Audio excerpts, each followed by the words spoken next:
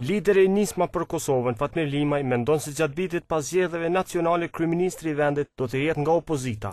Limaj gjithashtu ka folur edhe për demarkacionin, me të cilin ka ripërsëritur se versioni aktual është i gabuar dhe sipas tij duhet të hidhet poshtë mundësinë e parë që sillet në kuvend. Ai këto deklarata i ka bërë gjatë një interviste dhënë për Tribuna Channel. Limaj ka thënë se kushti për liberalizimin e vizave, i cili është demarkacioni, ka thënë se janë vetë qeveritarët që po i lënë qytetarët pa viza.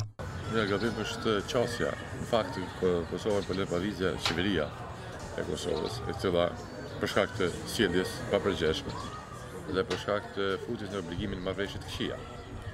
Dhe fajin dhe gabimet që qeveria ka ndërtuar në marrëveshjet të keqe nuk mund t'i hadhë askujt përveç vetvetes.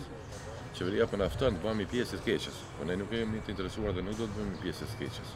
Se i përket faktit se a do duhet demarkacioni të dërgohet në arbitrazh, Limaj ndan një mendim tjetër në lidhje me këtë. Ai së pari fton qeverinë ta sjellë në kuvend dhe me vota ta hudh poshtë ose ta ratifikojë. Pse flitet me një arbitrazh? Janë dy gjëra tjera që mund bëhen. S'po duhet të hudhet poshtë marrëveshja, pastaj ose qeveria kërkon nga Malizi që të rishikohet. Ne ende nuk e kemi qartë deri në fund qëndrimin e mendimit të Malizit. Ndoshta Malizi është i gatshëm që në pikën ku ne besojmë që ka probleme, të shkon të përmirësohen ato pika dhe të mos ketë nevojë të shkohet në arbitrazh. Po të përmbyllet ashtu siç duhet, sepse unë kam besim shumë që kjo mundohet për faktin që ne kemi një marrëdhënie miqësore me Malizi. As Malizi as Kosova nuk ka pretendime territoriale ndaj njëri tjetrit. Dhe jam shumë i sigurt, me një qasje të përgjithshme, serioze, ka hapësirë që të ulet me qeverinë e Malizi dhe të gjinin një zgjidhje e pranueshme për të dyja palët. Duke folur për rastin e Haradinajt, ai ka thënë se pret si të merret vendimi i drejtë për Haradinajin dhe të lirohet sa më shpejt.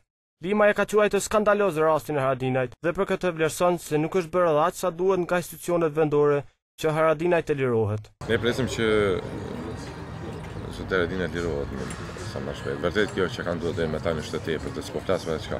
Unë s'po dua të më menu që çka mund do mas 6 prillit. Po besoj mjaftueshëm dhe këtu është tepër. Skandaloze kjo që kanë ndodhur deri më tani. Dhe presim që sa më shpejt të kthehet angazhimet e veta politike. Jo, nga institucioni vendor sa asgjë, po ti më diçka nga institucioni s'kish ndodhur rasti që ka ndodhur. Këto institucione që 3-4 vite bisedojnë me Serbinë se kanë gjendje, një nga kushtet me apo servis që ne kemi thënë duhet dialog ndryshe për këtë arsye. Kreu i Nismës ka thënë se pikësynimi i tij është fitoria e zgjedhjeve dhe se partitë e koalicionit t'i dërgojnë në opozitë. Dhe shumë shpejt, kryeministri i Kosovës do të jetë pikërisht nga opozita.